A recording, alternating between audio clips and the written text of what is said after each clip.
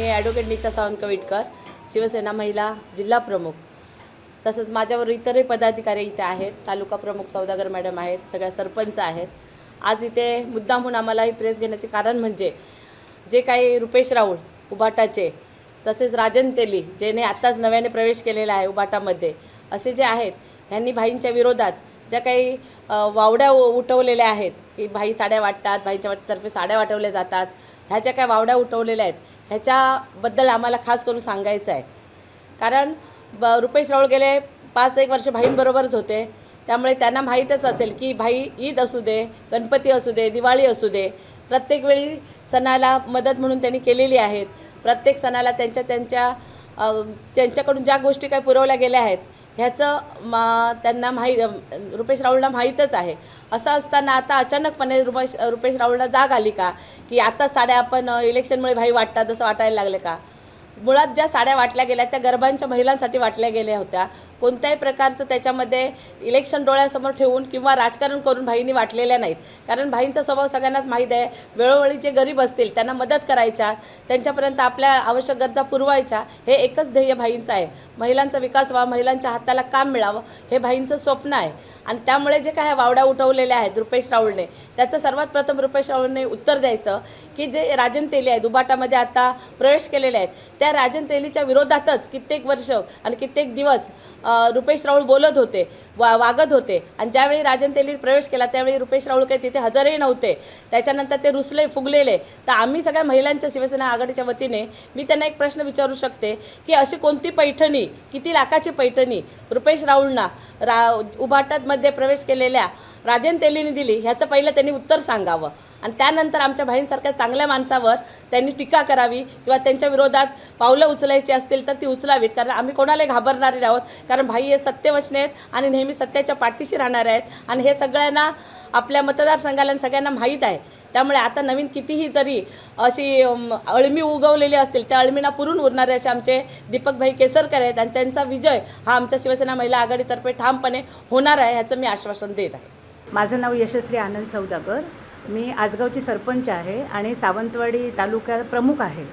तर मला हे ऐकून धक्का बसला की रुपेश राऊळ साहेब आणि आमचे राजन तेली साहेब दोघंही जे आमच्या दीपकबाईंबरोबर काम इतकी वर्ष केले, त्यांना सगळं माहिती आहे की आपण जे आपल्याकडे महिलांसाठी आज काय हेच नाही आहे. आमच्याकडे 8 मार्चला महिला दिन होतो, सावित्रीबाई फुलेंची जयंती होते, आमच्याकडे हळदी कुंकू होतात. आणि दरवर्षी हे भाई गेली कित्येक वर्ष काम करत आहेत, हे देत आहेत. आणि हे सगळं ह्यांना माहिती होतं. आणि असं असून रुपेश राऊळना एकदमच कशी काय असं एकदम त्यांच्या डोळ्यावरची पट्टी निघाली आणि एकदम असं का वाटायला लागलं त्यांना? म्हणजे याचा अर्थ असा आहे की तुम्ही जेव्हा कावीळ झालेल्या माणसाला पिवळं दिसतं तसं हे राजकारणासाठी हे करतायत कामं. आणि असं बोलणं हे योग्य नाही आहे. तर राऊळ साहेबांनी याचा विचार करायला पाहिजे की तुम्ही जेव्हा महिलांना दुखवताय, तुम्ही काय कामं केलीत आतापर्यंत? 5 वर्ष तुम्ही भाईंबरोबर होतात, त्यावेळेला हे सगळं कामात तुम्हीसुद्धा सहभागी होतात, महिलांकडे यायचात तुम्हीसुद्धा, हे तुम्ही विसरलात का? तर असं करून तुम्ही महिलांना दुखवतायत आणि काय होत नाही, भाईंचं काम बोलतंय आणि महिलांना विनाकारण महिलांना मध्ये घेऊन हे राजकारण आणतायत, हे काही बरोबर नाही आहे. आणि दुसरी गोष्ट मी राजन तेली साहेबांना सुद्धा सांगू इच्छिते, तुम्ही पण आमचे दादा आहात.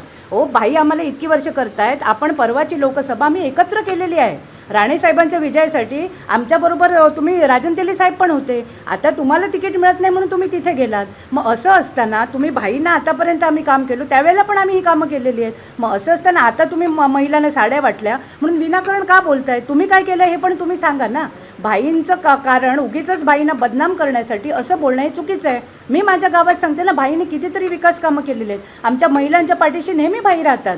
आणि भाईने जे दिलं, हा दसऱ्याचा उत्सव होता, दसऱ्याच्या उत्सवासाठी दिले. भाई दिवाळीतसुद्धा तुम्हाला सगळ्यांना माहिती आहे, पत्रकार साहेबांना सगळ्यांना माहिती आहे की भाई आमचे प्रत्येक गावागावात फिरतात. तुमच्या बाजारपेठेमध्ये आता भाई तुम्हाला दिसेल नेहमीच. भाई गेल्या वर्षीसुद्धा 4 वर्षापूर्वी 2 वर्षापूर्वी काय निवडणुका नव्हत्या तेव्हासुद्धा लक्ष्मीपूजनला प्रत्येक त्याच्या दुकानामध्ये भाई लक्ष्मीपूजनला जातात. प्रत्येक वेळेला प्रत्येकाच्या आमचे जे आहेत कार्यकर्ते आहेत, इतर लोक आहेत, त्यांच्या घरी गणपतीला जातात. मग गणपतीला सुद्धा तिथे भजन मंडळाला दिलं, हे काही यंदाच दिलेलं नाही, दरवर्षी हे बाई करतायत, कित्येक वर्ष करतायत. बाई जेव्हा आमदार नव्हते तेव्हासुद्धा ते करत होते. मग असं असताना आताच तुम्हाला का बाईंबद्दल? याचा अर्थ आहे तुमच्या पायाखालची वाळू सरकलेली आहे. तुम्हाला माहिती आहे की या बाई आहेत त्या त्यांच्या पुढे महिला आम्ही पाठीशी राहणार आहोत. आमची लाडकी बहीण योजनेमुळे पैसे महिलांना आलेले आहे, महिलांना कामं मिळाले आहेत.